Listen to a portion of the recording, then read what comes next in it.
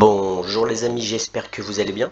Nous sommes le mardi 28 mai 2024 et je vais vous présenter l'actu crypto de ce début de semaine. Désolé pour la voix, je suis un petit peu enroué.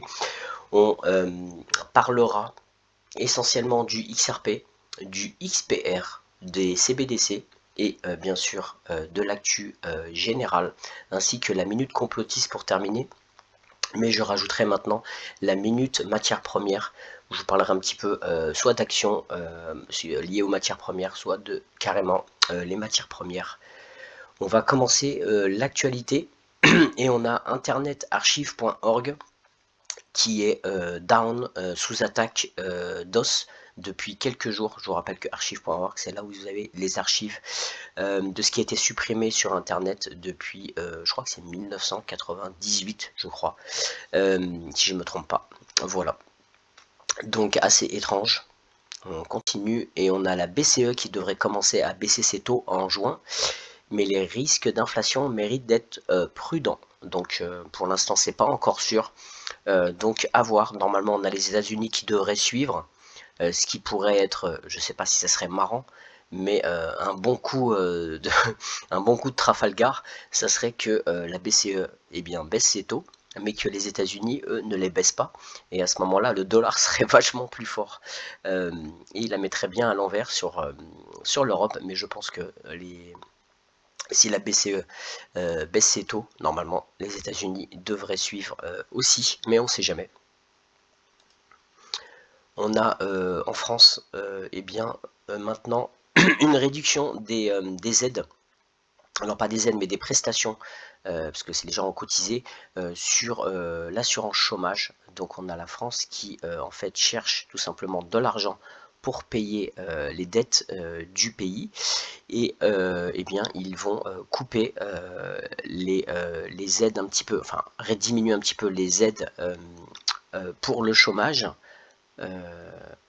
au lieu, par exemple, de réduire les aides sur les pays, parce qu'ils envoient énormément de milliards en aide à certains pays que je ne citerai pas, mais je pense que vous comprenez quels sont ces pays, et non, on ne va pas faire ça, on va juste couper les citoyens qui ont cotisé, et on va leur réduire un petit peu les allocations chômage. Bienvenue en France. On continue.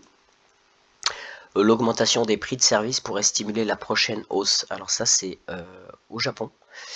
Et on a tout simplement une hausse des prix des services qui amène en fait une inflation. Et il se peut que la banque japonaise, enfin que le Japon augmente en fait leur taux pour sauver le yen.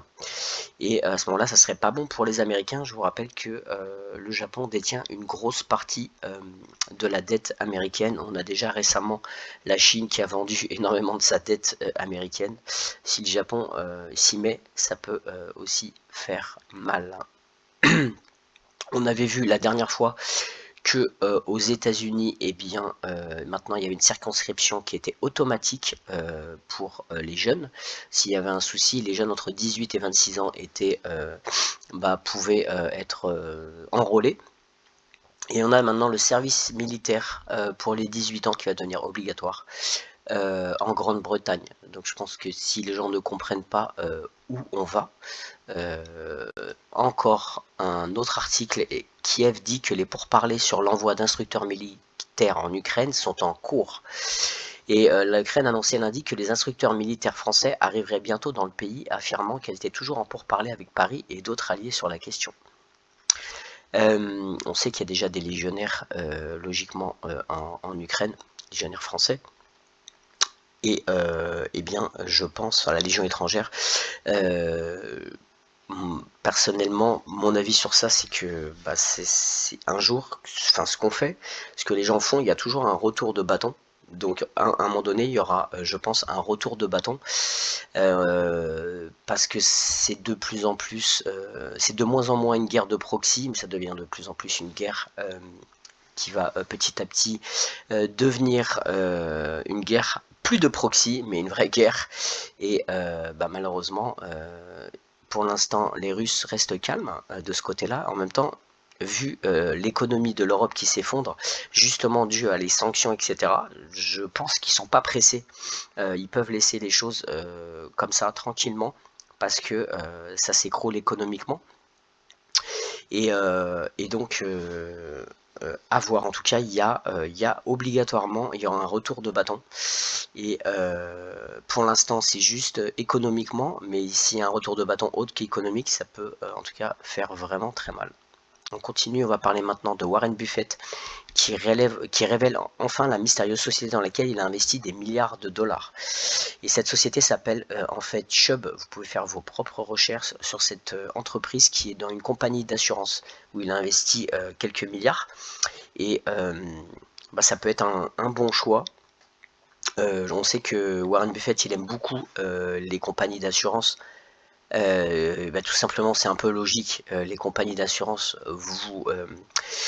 vous avez en début d'année un cash flow qui arrive, en fait les gens payent leurs cotisations et, et donc vous avez un gros cash flow qui arrive d'argent.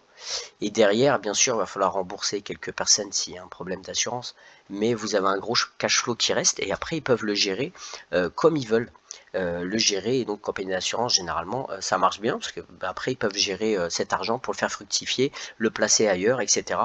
Et donc c'est quand même bien sûr il ne faut pas que les assurances, les remboursements d'assurance soient supérieurs aux cotisations, ça c'est sûr, mais c'est quand même un très bon business. On continue et on a le PDG de Nvidia qui se sent, alors ça c'est un article qui n'est pas forcément récent, mais qui se sent à l'aise avec Taïwan pour la fabrication de puces. Ce que je voulais juste vous alerter, c'est que Nvidia est en train de cartonner, bien vu aux gens qui ont acheté il y a quelques temps, parce qu'il a fait des bons incroyables, mais moi il y a un truc qui ne m'est pas très à l'aise, c'est justement que tout les fabrications de semi-conducteurs de puces, la plupart c'est à Taïwan. Et bon, même si les États-Unis commencent à essayer de faire des industries un petit peu dans leur pays, s'il y a une guerre entre la Chine et Taïwan, je peux vous dire que je pense pas que Nvidia, le cours, je pense qu'il va faire aussi vite dans un sens que dans l'autre, parce qu'ils ont énormément d'entreprises, enfin beaucoup d'usines à Taïwan, et bien ça peut vraiment faire très mal. On continue. Et comme vous le savez, Donald Trump a dit qu'il était pro-crypto maintenant, et aussi qu'il acceptait bien sûr les dons de crypto-monnaies. Et là, on voit en fait, moi je vois déjà sur Telegram depuis longtemps qu'il vend même des Trump Gold Bar, des choses qui sont numérisées. Et là, on sait que Donald Trump a encaissé en janvier 2,4 millions de profits de NFT avec des NFT. Voilà, c'est pas un inconnu dans le domaine, et on voit que maintenant ils en parlent beaucoup dans la politique de la crypto-monnaie. C'est bon signe pour nous, et en même temps, ils font un petit peu leur guéguerre pour les élections. Il sait il y a quand même beaucoup de gens qui ont de la crypto-monnaie, donc c'est des électeurs potentiels. Justement, on parlait toujours de Trump qui promet de lutter contre la monnaie numérique de la Banque centrale, de garder la crypto indépendante. Alors, eh bien, ce que j'en pense, on va regarder la loi qui est passée. La Maison Blanche a tout simplement un projet de loi au Sénat sur de bannir en fait que la Réserve fédérale puisse émettre un CBDC. Donc moi ce que j'en pense, c'est tout simplement que les présidents des États, ce sont des secrétaires. Il y a des gens au-dessus, c'est pas eux qui ont le pouvoir, il y a des gens au-dessus qui décident. Et quand je regarde le CBDC Tracker, je vois bien qu'il y a 98% des pays qui sont en train de, soit ont lancé, soit en pilote, soit en proof of stake, mais en tout cas, c'est lancé dans 98 pays, et ça prouve bien que c'est eux qui gèrent. C'est eux qui gèrent le monde, et donc les CBDC seront lancés, je vous l'assure, sans problème que ça sera lancé. Par contre, il peut y avoir une stratégie tout simplement où eh bien, ce qu'il faut savoir, c'est qu'aux États-Unis, le prochain qui va être élu, on ne sait pas, peut-être Trump, ou Biden, je ne sais pas, ou comment il s'appelle, Kennedy, etc. De toute façon, celui qui arrive au pouvoir, il est dans la merde, parce que le pays, il est complètement défoncé économiquement, il y a une dette de malade, et donc ils sont obligés de toute façon de faire un grand reset. Donc pour faire ce grand reset, s'ils font pas le grand reset, ils vont se retrouver sur deux problèmes. Soit une hyperinflation de malade, et donc aussi une dévalorisation de la monnaie, soit tout simplement carrément l'économie qui s'écroule. S'ils veulent protéger leur monnaie, à ce moment-là, c'est l'économie qui s'écroule complètement. Et dans les deux cas, il n'a pas de solution. Et ce qu'ils peuvent juste faire, c'est un grand reset pour justement changer ce système financier. Ça a été décidé de toute façon. Et je pense que justement le narratif, on voit que c'est le seul pays qui commence à faire une loi sur la CBDC. Je pense pas que ça va faire boule de neige dans le monde entier, pas du tout. Je pense juste que eux, les Américains vont le faire en dernier. D'ailleurs, regardez, CBDC, regardez, Digital Dollar, projet Hamilton, projet CEDAR, Wholesale Digital, projet CEDAR. Donc il y a plein de projets en truc, donc on vous raconte la messe d'un côté, et en même temps, ils sont en train de tous travailler comme des malades sur les CBDC. Donc le narratif, ça va pas. Par rapport à ce qu'ils disent et ce qu'ils font, il y a un problème, parce que c'est le contraire. Donc moi, ce que je pense, c'est que la dédollarisation, en fait, les BRICS, c'est eux, ils ont été créés pour ça, c'est eux qui vont amener à ce qu'il y ait ce changement, ce grand reset, c'est-à-dire ce changement, et que eux sont en train, les BRICS, d'accélérer la tokenisation, entre autres des matières premières, et de justement, eux, de lancer très rapidement leur CBDC. Et je pense que justement, c'est en lançant ces CBDC qui, eux, on n'utilisera plus le dollar, donc il va y avoir une grosse dédollarisation, les Américains vont être dans la merde, et pour pouvoir eh bien, suivre ce système, ils vont être obligés de s'intégrer dedans, et de suivre 98% des autres pays, et je pense que justement les BRICS ont été créés pour ça, pour justement, et que les États-Unis, même les Américains l'accepteront parce qu'ils seront dans la merde économiquement, et ils seront obligés d'accepter ce système. Je vois en tout cas les choses comme ça, qu'il y a obligé d'avoir un grand reset, parce qu'ils seront obligés de suivre, parce qu'ils vont s'apercevoir que le dollar n'est plus utilisé, et qu'ils vont être obligés d'utiliser ce nouveau système. Ils verront que les autres pays, ça se passe très bien. Et voilà, c'est en tout cas ma théorie de ce côté-là. Justement, en parlant de CBDC, j'ai remarqué quelque chose pour la France. Vous voyez tout en bas, vous avez un projet qui s'appelle Stella. Et ce projet, en fait, c'est tout simplement un accord entre la banque, enfin le Japon, et la BCE, c'est-à-dire les pays de l'Union européenne, et on voit qu'ils parlent dans ce PDF, ils parlent tout simplement, ils disent Ripple a développé le X-Current qui connecte les institutions financières, c'est-à-dire que c'est comme une interopérabilité via un global network, via un réseau global des entités sur RippleNet. X-Current is built around ILP enables bidirectional communication between participating entities. Et donc on voit qu'il parle justement de RippleNet, et de aussi Ledger Unified. Voilà. On continue l'actualité. Et maintenant, je vais vous parler de la crypto. Je vais vous parler de Metal L2. Alors, qu'est-ce que Metal L2? De Metallic, je vous en ai parlé un peu avec XPR. On sait que Metal, ils sont basés à San Francisco, comme Ripple d'ailleurs, ce qui est marrant. Il y en a un qui s'appelle XRP et l'autre qui s'appelle XPR. Un leader de la technologie financière blockchain conforme a annoncé le lancement de sa solution bancaire Layer 2, Metal L2, rejoignant la superchaîne Optimist. Et ça va permettre une interopérabilité, et ils vont faire la même chose que Coinbase Base Network, WorldCoin, Frax et d'autres. Metal L2 se positionne de manière unique au sein de l'écosystème en fournissant des connexions directes aux banques, aux partenaires de paiement et aux solutions complètes d'identité en chaîne, une partie essentielle de la mission de Metallicus.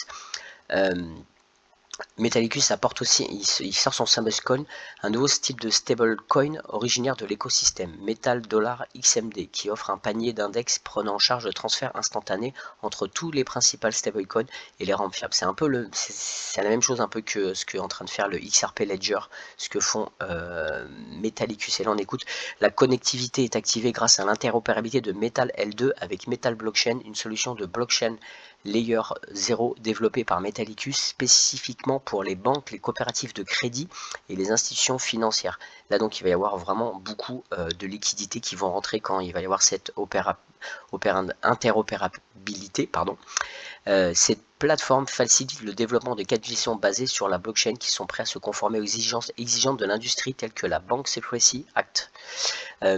Alors c'est une bonne nouvelle parce qu'il va y avoir une interopérabilité avec Optimism Superchain et comme vous le savez, Metallicus, on a eh bien XPR qui est utilisé et je vous rappelle juste pour les gens qui ne connaissent pas quels sont les principaux, je vais vous faire un résumé, hein, c'est marqué là. XPR Network dispose de fonctionnalités telles qu'un débit élevé, une faible latence et une sécurité robuste qui le rend idéal pour diverses applications, notamment la DeFi, les jeux.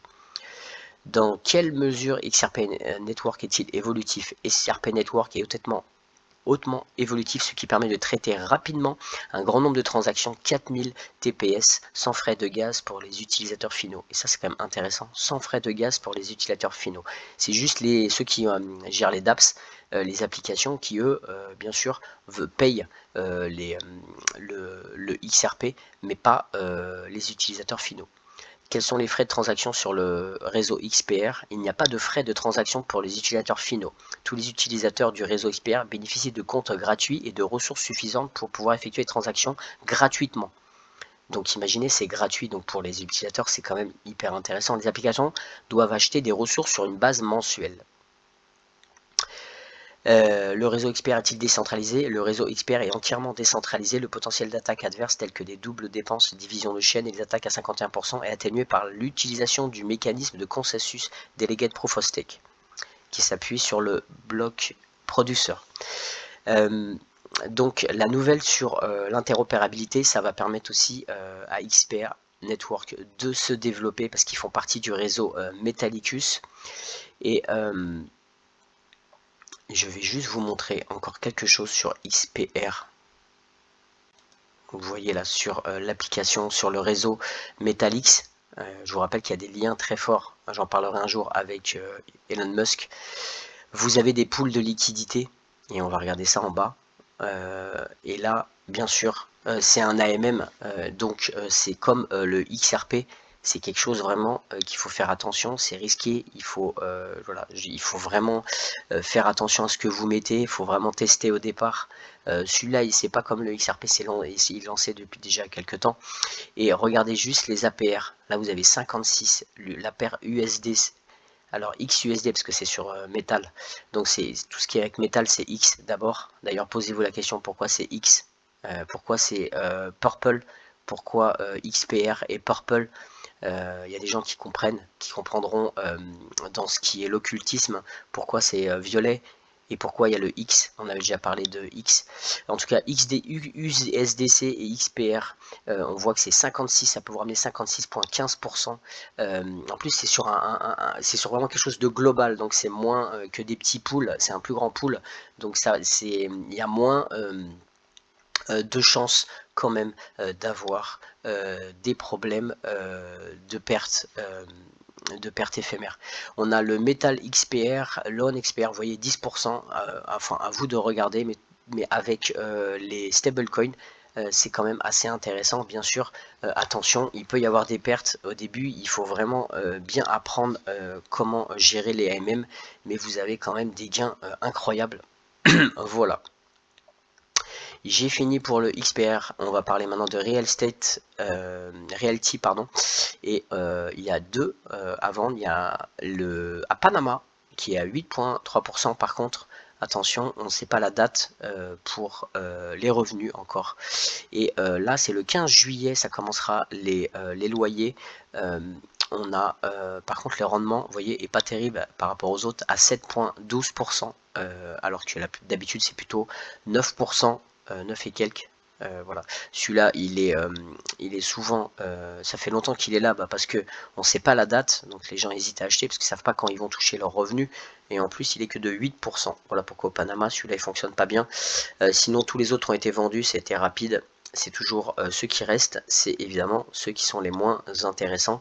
C'est pour ça que ça va très très vite sur Realty. Voilà.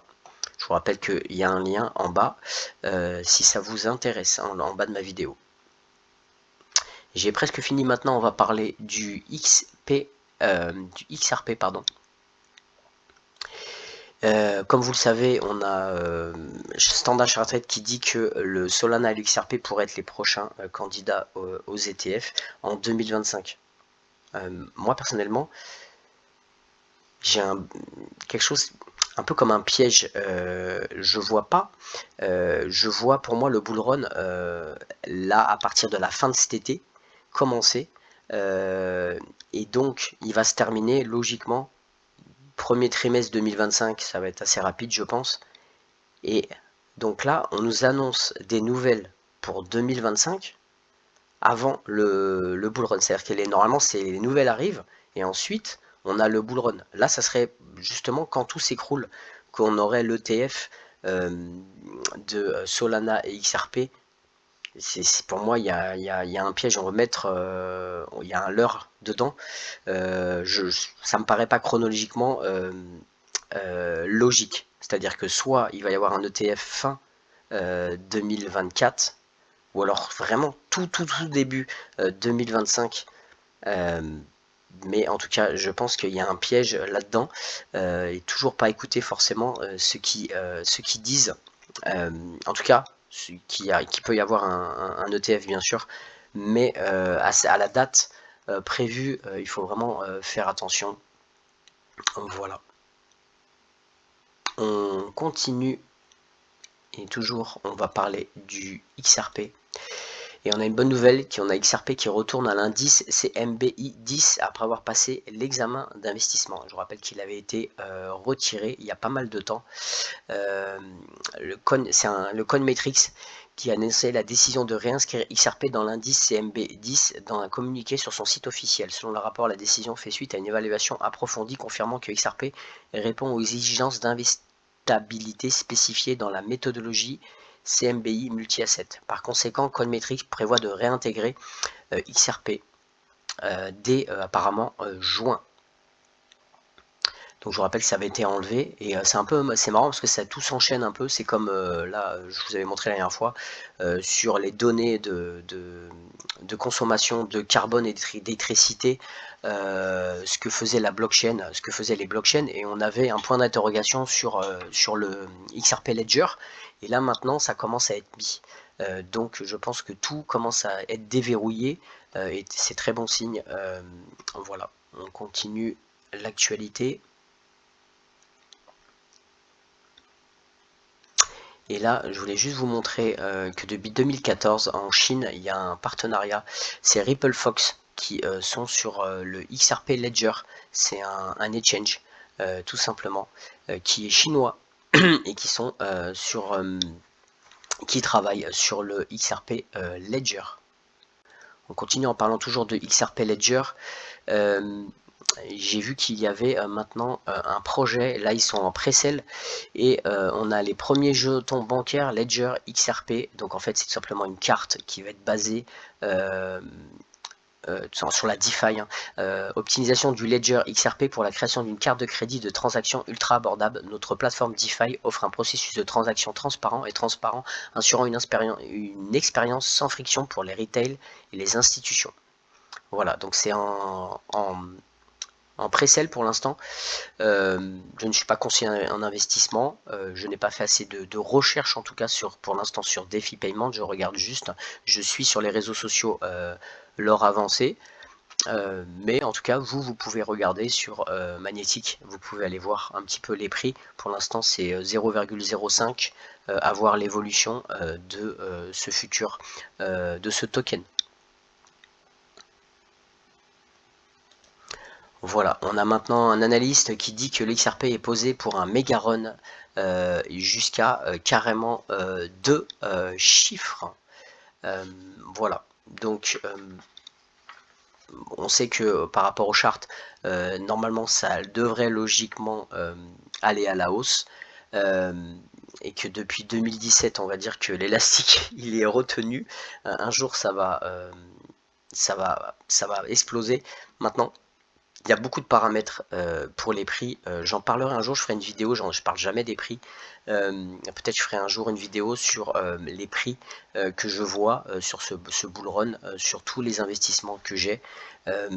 Mais pour moi, en tout cas, il y a vraiment des super nouvelles sur le XRP qui fait que effectivement, il pourrait exploser, mais il faut que ça soit déverrouillé par des nouvelles. Bon, bien sûr, comme vous le savez, la première nouvelle, ça serait le procès de la SEC qui effectivement eh bien, se libère. Ça serait vraiment déjà une super nouvelle et effectivement là, l'élastique pourrait lâcher et il pourrait vraiment exploser à la hausse, aller à mon avis à plusieurs dollars, je pense que je vois jusqu'à 5 à peu près. Après, évidemment, il y a d'autres choses comme le stablecoin, s'il commence à être lancé, il commence à avoir un cadre d'utilisation. Je vous rappelle, le stablecoin, c'est le RLC. Et ce stablecoin peut aussi aider pour une augmentation, une appréciation des prix. Bien sûr, on a l'IPO, c'est-à-dire l'entrée en bourse de Ripple. Si ça s'enchaîne, ça peut aussi faire monter les prix du token. On a bien sûr la tokenisation, les RWA, qui pourrait aussi faire vachement augmenter petit à petit le prix. On a effectivement depuis 2017, je vous dis, 7 ans d'accumulation où en fait ça s'accumule. À un moment donné, ça va exploser. Donc effectivement, il peut aller à 2 chiffres. En tout cas, pour moi, il peut aller à 2 chiffres sans problème si tout ça se met en place. Si vous avez l'ETF en plus, il ira à 2 chiffres, mais il pourra même aller. Pour moi, je le vois aller entre à la fin du bull run jusqu'à 20. S'il y a l'ETF, peut-être 25 dollars. En tout cas, 20 dollars, je pense que c'est faisable. S'il n'y a pas d'ETF, je le vois quand même aller à 10. Je le vois bien aller à 10. Vous avez aussi l'AMM et puis l'adoption sur le XRP Ledger qui continue à progresser. Vous mettez tous ces facteurs cumulés, ouais, ça peut vraiment cartonner. Maintenant, enfin, le départ, comme j'ai toujours dit, c'est la fin du procès avec la SEC.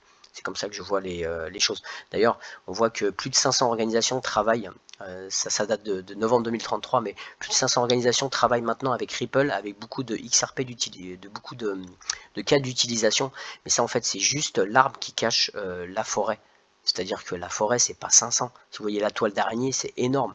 Et après, tous ceux, quand le procès va être terminé, toutes les organisations vont vouloir y aller et ça va être monstrueux. Donc, par contre, il faudra du temps pour l'utilisation. Mais après, c'est pas 2 chiffres. Hein, je sais pas. Vous pouvez mettre 4 ou 5 chiffres sur le XRP, mais pas maintenant, vers 2030, je pense. Justement, en parlant de cette adoption, on a Marcus Infenger, qui, je vous rappelle, qui est le SVP de Ripple X. Est-ce que je vais pouvoir... Voilà, il s'est traduit en français. Nos réunions avec les institutions financières traditionnelles autour de la tokenisation sont devenues beaucoup plus tangibles.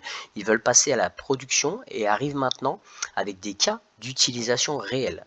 Donc ça c'est bon signe. Ils l'ont annoncé au Crypto Digital Asset Summit que maintenant il y a des cas d'utilisation réels. Ça va venir donc de plus en plus. Et alors dès que le procès est terminé, je pense que les cas d'utilisation vont s'accélérer. Des entreprises vont rentrer sur le XRP Ledger. Voilà. Eh bien, j'ai terminé pour l'XRP. Juste vous montrer quelque chose d'étrange. Est-ce que vous voyez ici? J'ai fouillé un peu. Alors c'est Ripple China. Et vous voyez là le sigle de Ripple. Est-ce que c'est un scam? Je ne peux pas vous dire. Il n'y a pas du tout. On voit que ce projet a été délisté en fait, et on voit Ripple China ici, Ripple China. Je n'arrive pas. J'ai demandé même dans la communauté si des gens essayaient d'y arriver avec des VPN, etc. Personne n'arrive à se connecter dessus. Mais par contre, quand vous fouillez sur les forums, vous voyez qu'à l'époque, Ripple China, il y avait des automatiques, des AMM Automatic Market Maker, et il y avait tout a été supprimé, toutes les données ont été supprimées sur ce truc Ripple China. Il y avait des connexions, donc c'est étrange. En tout cas, laissez en commentaire si vous avez trouvé des choses sur Ripple China. J'ai terminé pour le XRP. J'ai terminé pour presque tout. Je vais maintenant juste vous parler de la petite minute matière première. Et on a cette société que je voulais vous parler qui est dans les minières. En tout cas, moi, je vais investir un petit peu dans les minières quand j'aurai gagné un petit peu de sous avec la crypto-monnaie. C'est Harris Mining Corporation. Et là, il y a vraiment une très très bonne nouvelle. Je vais vous mettre ça. Donc, c'est une compagnie minière. Ça coûte 5 $ pour l'instant. On va essayer de la traduire. Voilà. Alors, on a Harris Mining qui annonce avoir conclu un accord contraignant avec MDC Industry Holding Company. C'est une filiale en propriété exclusive du groupe Abu Dhabi Société d'investissement basée à Mubadala, pour lesquels, sous réserve de certaines conditions habituelles, Harris Mining acquérera une participation supplémentaire de 31%. Et c'est là que c'est intéressant, dans le projet de cuivre or Soto Norte en Colombie.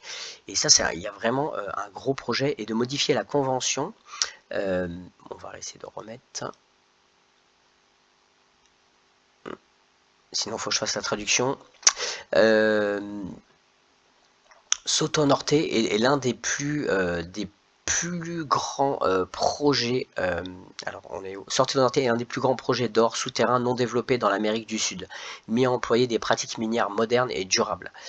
Harris Mining acquérera une participation supplémentaire de 31% dans le PSN auprès de Mubadala. En tout cas, pour moi, c'est vraiment une bonne opportunité. En tout cas, je ne suis pas conseiller financier, mais moi, je vais investir dans Harris Mining. J'avais déjà quelques actions, encore un tout petit peu plus, parce que il y a vraiment un gros projet, et donc s'ils vont pouvoir acquérir des grosses parts de ce projet, ils seront de toute façon actionnaire majoritaire. C'est très bon pour la compagnie, et en plus actuellement je trouve que le prix est vraiment sous-valorisé à 5 $.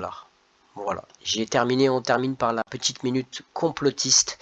Et là, que se passerait-il si Taïwan menaçait la Chine, si elle attaquait Taïwan? C'est-à-dire qu'en fait, comme vous avez vu, il peut y avoir des implications vraiment économiques monstrueuses, comme vous voyez Nvidia par exemple. Mais là, on peut voir que Taïwan a des missiles, et il pourrait carrément lancer les missiles sur le barrage des Trois Gorges qui est en Chine et qui est hyper important. Et en regardant dans l'histoire, on voit qu'en juin 1938, pendant la Seconde Guerre mondiale sino-japonaise, les troupes nationalistes sous Chiang ont intentionnellement, c'est-à-dire que c'est carrément les Chinois qui ont intentionnellement brisé les digues du fleuve pour retarder l'avancée de l'armée japonaise. Bien que plusieurs milliers de soldats japonais aient été noyés, 12 millions de Chinois ont été touchés, dont près de 900 000 morts. Donc imaginez, on peut sacrifier les gens du pays pour la guerre. Et pourquoi je vous parle de ça? Eh bien parce que si jamais il y a une guerre qui éclate, et que les digues sont touchées, juste en 2020, pendant le Covid, il y a eu déjà des petites, le barrage, il y a eu un petit peu des inondations, et déjà les mineurs du Bitcoin, ils étaient dans la merde grave. Et je pense que si carrément là ils se font exploser le barrage, je peux vous dire que le mining de Bitcoin, c'est fini en Chine, et ça représente énormément. Vous voyez, là en 2020, il disait que 50% des mineurs du Bitcoin sont basés en Chine, et il y en a énormément qui sont proches des Trois Gorges. Donc vous voyez un petit peu l'impact. S'il y a une guerre, le Bitcoin il peut très bien faire un dump de malade. Voilà. Et bien écoutez, j'ai terminé pour l'actualité. J'espère que ça vous a plu. N'hésitez pas à liker, à vous abonner, et je remercie tout le monde parce qu'il y a de plus en plus de gens qui like ma vidéo. Bonne semaine à vous. À très bientôt. Ciao.